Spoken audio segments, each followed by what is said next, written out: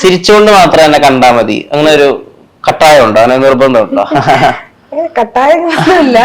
പക്ഷെ എനിക്ക് എന്നെ വിഷമിച്ച ആൾക്കാർ കാണുന്നതിനെക്കാട്ടിൽ കൂടുതൽ എനിക്കിഷ്ടം എന്റെ സന്തോഷങ്ങൾ അറിഞ്ഞാൽ മതി, എന്റെ ചിരിച്ച മുഖം കണ്ടാ മതി എന്നൊരു ആഗ്രഹമുണ്ട്. ഇപ്പൊ 35 കിലോമീറ്ററുകൾ ട്രിവാൻഡ്രം സിറ്റിയിൽ നിന്ന്, മെയിൻ സിറ്റിയിൽ നിന്ന് ദൂരെയുള്ള ഒരു സ്ഥലത്ത് നിന്ന് 16 വയസ്സുള്ള ഒരു പെൺകുട്ടി സീരിയലിൽ അഭിനയിക്കാൻ വരുന്നു. ഇപ്പൊ 12 വർഷം, ഒരു വ്യാഴവട്ടം കഴിഞ്ഞിരിക്കുന്നു. ആ 16 വയസ്സുള്ള കുട്ടിയെ ഇന്ന് ആ ഗ്രാമത്തിൽ വെച്ച് കണ്ടുമുട്ടുകയാണ് അപ്സര തിരിച്ചു പോയിട്ട്. അങ്ങനെ ആണെങ്കിൽ എന്ത് പറയും ആ കുട്ടിയുടെ അടുത്ത്? ഫസ്റ്റ് ചോദിക്കുന്നത്, എന്തിനായിരുന്നു ഇത്ര വർഷം ഇങ്ങനെ ആർക്കൊക്കെയോ വേണ്ടി ഇങ്ങനെ ജീവിച്ചത്? നീ എന്താ നിന്നെ കുറിച്ച് ചിന്തിക്കാത്തത്? നിന്റെ ലൈഫിനെ കുറിച്ച് എന്താ ചിന്തിക്കാത്തത്? എന്താ ഇങ്ങനെ ആയിപ്പോയത്? മേ ബി അങ്ങനെയൊക്കെ ആയിരിക്കും. ഉപദേശിക്കും കുട്ടിയെ? തീർച്ചയായിട്ടും ഉപദേശിക്കും. ഞാൻ എപ്പോഴും ഞാൻ അങ്ങനെ അധികം ഇന്റർവ്യൂസ് ഒന്നും കൊടുക്കുന്ന ആളല്ല, വളരെ കുറച്ച് കൊടുക്കുന്ന ഒരാളാണ്. പക്ഷെ ഞാൻ എല്ലാത്തിലും പറയുന്നത്, ഞാൻ എന്തുകൊണ്ടാണ് എന്റെ നെഗറ്റീവ്സ് പോലും ഞാൻ വന്നിരുന്ന് പറയണത് എന്താ വെച്ചാ, അത് സിമ്പതിക്ക് വേണ്ടിയിട്ടോ അല്ലെങ്കിൽ എനിക്ക് നെഗറ്റീവ് ആയിക്കോട്ടെ എന്ന് വെച്ചിട്ടല്ല, ഇനി ഒരാൾ അങ്ങനെ ആവാണ്ടിരിക്കാൻ വേണ്ടിട്ടാ. എനിക്കറിയാം ഞാൻ പറഞ്ഞ ചില കാര്യങ്ങൾ എനിക്കത് ദോഷമായിട്ട് ഭവിക്കുമെന്നറിയാം. ഞാൻ ഓരോ ചില ഇന്റർവ്യൂസും ഞാൻ ഒരിക്കലും ഇങ്ങനെ പറഞ്ഞ് പഠിച്ച് പറയുന്ന ഒരാളല്ല. എനിക്ക് എന്താണോ തോന്നുന്നത് അപ്പൊ ഞാൻ അങ്ങനെ പറയും. പക്ഷെ അത് പിന്നെ ചില കാര്യങ്ങൾ എനിക്കത് നെഗറ്റീവായിട്ട് പിന്നെ എന്റെ ലൈഫിൽ അത് ബാധിച്ചിട്ടുണ്ട്. പിന്നെ ഞാൻ ചിന്തിക്കും, ഈശ്വര അത് പറയണ്ടായിരുന്നു, ഞാൻ എന്തിനിപ്പൊ അത് പറഞ്ഞത്, ഞാൻ കുറച്ചും കൂടി ഇങ്ങനെ അവിടെ കുറച്ച് ഡ്രാമ ആവായിരുന്നു എന്നൊക്കെ എനിക്ക് കുറച്ചൊന്ന് ആലോചിച്ചിട്ട് പറയാമെന്ന് വിചാരിക്കും. പക്ഷെ ഞാൻ അങ്ങനെ പറയുന്ന ഒരാളാണ്. എന്റെ ലൈഫില് ഞാൻ 16-ാമത്തെ വയസ്സിൽ സീരിയലിൽ വരുന്നതാ. ഒട്ടും ഒരുപാട് ഭയങ്കരമായിട്ട് ആഗ്രഹിച്ചിട്ട് ഒട്ടും എക്സ്പെക്ട് ചെയ്യാതെ വന്ന ഒരാളാണ് ഞാൻ. ഒരിക്കലും സീരിയലിലല്ല ഈ ഒരു മേഖലയിൽ വരാനേ ചാൻസ് ഇല്ലാത്ത ഒരാളാണ്.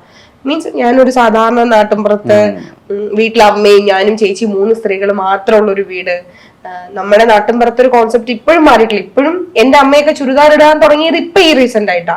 അത് ലോങ് ട്രാവലൊക്കെ പോകുമ്പോൾ സാരി വലിച്ചു കൊടുത്ത് ഇപ്പൊ പല സ്ഥലത്തൊക്കെ ഇറങ്ങേണ്ടി വരുമ്പോൾ സാരി മെയിൻറ്റെയിൻ ചെയ്യാൻ പറ്റാത്തൊരു സിറ്റുവേഷൻ വന്നപ്പോൾ ചുരിദാറിലേക്ക് മാറിയ ആൾക്കാരാ. അത്രയും ഒരു നാട്ടിൻപുറത്തുള്ള ഒരാളാണ് ഞാൻ. അങ്ങനെയുള്ള എന്നെ പോലൊരാള് ഇതേപോലത്തെ ഒരു മേഖലയിൽ വരാന്ന് പറഞ്ഞ, എന്റെ അമ്മ ആക്ട്രസ് ആണ്, ഡ്രാമ ആർട്ടിസ്റ്റ് ആണ്. അപ്പൊ ആ ഒരു ബേസിക് ഒരു സാധനം ഉള്ളിലുണ്ട്. പക്ഷെ അത് എത്തിപ്പെടുമോന്നൊന്നും ഒരിക്കലും അപ്പം അങ്ങനെ വന്നിട്ട് ചെറുപ്പം മുതൽ വന്നൊരാളാ. വന്നിട്ട് ഗൈഡ് ചെയ്യാൻ ഒരാളുണ്ടായിരുന്നില്ല. ആ ഗൈഡൻസിന്റെ ഇല്ലാത്തതിന്റെ എല്ലാ കുറവുകളും ഇന്ന് നിൽക്കുന്ന അപ്സരയിലുണ്ട്. മേ ബി എനിക്ക് ആ ഒരു ടാലന്റ് കൊണ്ട് ദൈവം എനിക്ക് എല്ലാ അനുഗ്രഹവും തന്ന ഒരാളാണ്. ഞാൻ അങ്ങനെ വിശ്വസിക്കുന്ന ഒരാളാണ്. അല്ലെങ്കിൽ എന്നെപ്പോലെ ഒരാൾ ഒരിക്കലും, എന്നെപ്പോലെ ഒരാളെന്ന് വെച്ചാൽ അതേപോലെ ഒരു സ്ഥലത്ത് ജനിച്ച് വളർന്നിട്ട് ഒരു സപ്പോർട്ടും ബാക്ക് സപ്പോർട്ടും ഇല്ലാതിരുന്നിട്ട് പോലും ഇതേപോലത്തെ ഒരു സ്ഥലത്ത് എത്തിപ്പെടാൻ ചാൻസ് ഇല്ലാത്ത ഒരാൾ ഇതുവരെ ലഭിക്കാവുന്ന അംഗീകാരങ്ങളൊക്കെ ഒരു പരിധി വരെ ഇപ്പൊ അതൊക്കെ ആലോചിക്കുമ്പോൾ എനിക്ക് സങ്കടം തോന്നാറ്. കാരണം ഒരു സപ്പോർട്ടും ഇല്ലായിരുന്നടാ, ഒരു സപ്പോർട്ടും ഉണ്ടായിരുന്നില്ല, ആരും ഉണ്ടായിരുന്നില്ല. ഞാനും അമ്മയും തന്നെയാണ് യാത്ര ചെയ്തിരുന്നത്, ഞാനും അമ്മയും തന്നെയാണ് ലൊക്കേഷനിൽ പോകുന്നത്. ചില സമയത്തൊക്കെ 40 കിലോമീറ്റർ യാത്ര ചെയ്യണം. അപ്പൊ നാട്ടിൽ നിന്ന് വണ്ടി എടുത്ത് ഇവിടെ വന്ന് 11 മണിക്ക് ഷൂട്ട് കഴിഞ്ഞാല് തിരിച്ച് അതേപോലെ വീട്ടിൽ പോയി വീട്ടിലെത്തുമ്പോൾ 5 മണിയാവും. തിരിച്ച് 6 ജസ്റ്റ് ഫ്രഷ്. ഞാൻ എന്തിനാണ് അത്രയും ഇങ്ങനെ സ്ട്രഗിൾ ചെയ്തിരുന്നേന്ന് അറിയില്ല. പക്ഷെ ഇതിനോടുള്ള ഒരു ഇഷ്ടം ഉണ്ടല്ലോ.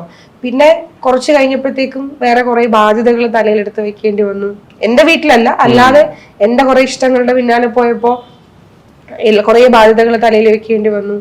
അപ്പൊ അതിന് വേണ്ടിയിട്ട് കുറെ പൈസ ഉണ്ടാക്കണം, അല്ലാതെ എനിക്കത് ഓവർകം ചെയ്യാൻ പറ്റില്ല. അപ്പൊ അതിന് വേണ്ടിയിട്ട് ഒരേ സമയം തന്നെ 4-5 വർക്കുകൾ ചെയ്തു. അപ്പൊ എന്റെ ഹെൽത്ത് ഞാൻ പ്രോപ്പറായിട്ട് നോക്കിയില്ല, എന്റെ കരിയർ ഞാൻ ഫോക്കസ്ഡ് അല്ലായിരുന്നു. ഇപ്പൊ ഒരു സീരിയൽ വന്നാലും ഒരു ഷോ വന്നാലും അതിനെ എങ്ങനെ ഞാൻ എന്നെ ബൂസ്റ്റ് ചെയ്യണം അങ്ങനൊന്നും ഞാൻ ചിന്തിച്ചിരുന്നില്ല. വർക്ക് ചെയ്യുന്നു, പൈസ കിട്ടുന്നു, അത് ഇന്നെ ചെലവാക്കുന്നു, അങ്ങനെ പിന്നെ പൈസകൾ സമ്പാദിച്ചിട്ടുണ്ടായിരുന്നില്ല. അങ്ങനെ എങ്ങനെയൊക്കെയോ ഇതുവരെ എത്തി.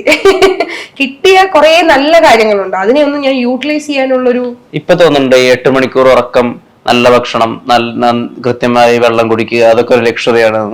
അയ്യോ, ഞാൻ എന്റെ ലൈഫിൽ ഞാൻ എപ്പോഴും ചിന്തിക്കുന്നു, ഉറക്കം, നമ്മുടെ ഹെൽത്ത്, നമുക്ക് ലൈഫിൽ കിട്ടാവുന്ന ഏറ്റവും വലിയൊരു, ഞാൻ എപ്പോഴും മെന്റൽ ഹെൽത്ത് എന്ന് പറയുന്നത് അയ്യോ ഞാൻ ഒരുപാട് ആഗ്രഹിച്ച് ഒരുപാട് സ്ട്രഗിൾ ചെയ്തിട്ടുള്ള ഒരാളാണ്. നമുക്ക് ലൈഫിൽ എന്തും കിട്ടും. പൈസ ഉണ്ടെങ്കിൽ ഇപ്പോൾ പൈസ വലിയൊരു കാര്യം കേട്ടോ.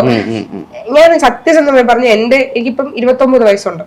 ഇപ്പം ഇതാകുമ്പോൾ 29 വയസ്സാവും. ഈ 29 വയസ്സിനിടയിൽ ഞാൻ നല്ലതിനാണോ മോശത്തിനാണോ എന്ന് പറയണം, ഞാൻ സ്ട്രഗിൾ ചെയ്തിട്ടുള്ള ഞാൻ പോയിട്ടുള്ള വഴികളെന്ന് പറഞ്ഞാൽ അതിഭീകരമായിരുന്നു. അങ്ങനെ നോക്കുമ്പോൾ കുറെ കാര്യങ്ങൾ, ഇപ്പൊ ഹെൽത്ത് ആണെങ്കിലും മെന്റൽ ഹെൽത്ത് ആണെങ്കിലും ഫിസിക്കലി ആണെങ്കിലും ഫിനാൻഷ്യലി ആണെങ്കിലും കുറെ കാര്യങ്ങള് നമ്മളത് കറക്റ്റ് നമ്മൾ ഫോക്കസ്ഡ് അല്ലെങ്കിൽ നമ്മൾ ഇല്ലാതായിപ്പോ, നമ്മൾ ഒന്നും അല്ലാതായിപ്പോ ജീവിക്കുന്നുണ്ട്, എങ്ങനെയൊക്കെയോ ജീവിക്കുക, അങ്ങനെ അങ്ങ് പോകും.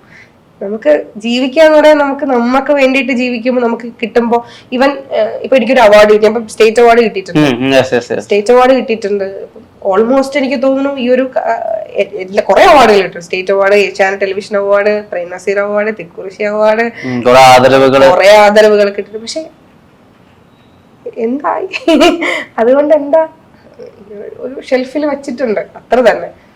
അത് വെച്ചിട്ട് എത്രയോ ആൾക്കാർ, അത്ര പോലും ഇല്ലാത്ത ആൾക്കാര് എവിടേക്കോ എത്തിപ്പെട്ടിട്ടുണ്ട്. ഞാൻ ആയിട്ടുണ്ടോന്ന് ചോദിച്ചാൽ ആയിട്ടുണ്ട്, ഇല്ലേന്ന് ചോദിച്ചാൽ ഇല്ല. അങ്ങനൊരു, അപ്പൊ ഞാൻ ഈ നേരത്തെ ചോദിച്ച ക്വസ്റ്റ്യൻസ് അങ്ങനെ ഞാൻ എന്റെ ചെറിയ കാലത്തിലേക്ക് തിരിച്ചു പോയ ഒരിക്കലും ഇങ്ങനെ ഒരാളായിട്ട് ഞാൻ മാറൂല. ഈ പ്രോജക്ട് പിടിക്കണം, ഇങ്ങനെ സെൽഫ് മാർക്കറ്റ് ചെയ്യണം, ഒരു പ്ലാൻ ഒന്നും ഉണ്ടായിരുന്നില്ല. ലൈക് ഒരിക്കലും ഒരു 10-36 സീരിയലുകൾ ഞാൻ ചെയ്തിട്ടുണ്ട്. 10-12 അവാർഡുകൾ, സ്റ്റേറ്റ് അവാർഡൊക്കെ അവാർഡുകൾ കിട്ടിയിട്ടുണ്ട്. ഒരു 6-7 ബഡായി ബംഗ്ലാവ്, അത് ഇത് ഇവരുടെ 6-7 ഷോകള്, ബിഗ് ബോസ് ഷോകൾ ചെയ്തിട്ടുണ്ട്. പക്ഷെ ഞാൻ ഇപ്പം ഒരു കഴിവില്ലാത്ത ആൾക്ക് ഇത്രയും ചെയ്യാൻ പറ്റില്ലല്ലോ. പക്ഷെ എന്ന് വെച്ചിട്ട് ഞാൻ ആഗ്രഹിക്കുന്ന ഒരു സ്ഥലത്ത് എത്തിയോന്ന് വെച്ചാൽ ഇല്ല.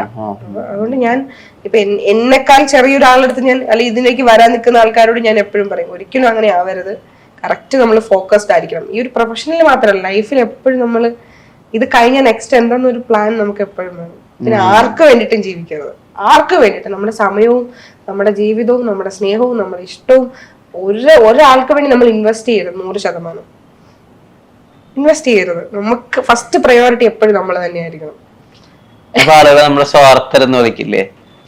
നമുക്ക് വേണ്ടി മാത്രം എന്നല്ല ഞാൻ പറഞ്ഞു, നമ്മൾക്ക് പ്രയോറിറ്റി കൊടുത്തിട്ട് അവർക്ക് കൊടുക്കാവും. ഇപ്പം വിഷ്ണു വന്നിരിക്കുന്ന സമയത്ത് ഇപ്പൊ എന്റെ സ്വഭാവം എന്താ വെച്ചാൽ, ഞാൻ ഫുഡ് കഴിക്കാൻ വെച്ചോ, ഫുഡ് കഴിക്കുന്ന സമയത്തായിരിക്കും വിഷ്ണു ഇപ്പൊ എന്തായാലും ചേച്ചി ഒരു ഷൂട്ടിന് വീഡിയോ ചോദിച്ചാൽ ഞാൻ ആ ഫുഡ് മാറ്റി വെക്കും. വിഷ്ണു ബുദ്ധിമുട്ടിക്കണ്ടല്ലോ വെച്ചിട്ട് ഞാൻ ഷൂട്ടിന് വന്നിരിക്കും. എനിക്ക് അങ്ങനെ ഒരു പീപ്പിൾ പ്ലീസിംഗ് സ്വഭാവം ഇപ്പോഴും ഉണ്ട്. എനിക്കിപ്പോഴും ഉണ്ട്. എനിക്കത് മാറാൻ പറ്റില്ല. പക്ഷെ ഞാൻ പറയുന്നത് എനിക്ക് മാറാൻ ഇനി പറ്റുമെന്ന് എനിക്ക് അറിയില്ല. ഞാൻ ട്രൈ ചെയ്യാണ്. ഞാൻ പറയുന്നത് ഇനി വരുന്ന ആൾക്കാരോടാ, അവരുതേ എന്ന് പറയാ. എനിക്ക് വേണമെങ്കിൽ ആ സമയത്ത് ഞാൻ ഒരു 5 മിനിറ്റ് ഒന്ന് വെയിറ്റ് ചെയ്യും, വിഷ്ണു ഞാനൊന്ന് കഴിച്ചോട്ടെ എന്ന് പറഞ്ഞിട്ട് എനിക്ക് വരാം. പക്ഷെ ഞാൻ അപ്പോൾ അയ്യോ അത് ഇത്രയും ദൂരം ഒന്നും വന്നേയില്ല, ഞാൻ എന്തിനാ അതിനെ ബുദ്ധിമുട്ടിക്കുന്ന വെച്ചിട്ട് ഞാൻ എന്റെ കാര്യം മാറ്റി വയ്ക്കും. ഇതുകൊണ്ട് നഷ്ടങ്ങൾ മാത്രമേ ഉള്ളൂ, യാതൊരു ഗുണവും ചെയ്യാൻ പോകുന്നില്ല. നമുക്ക് എന്താ ഗുണം കിട്ടുക? ഒന്നുമില്ല.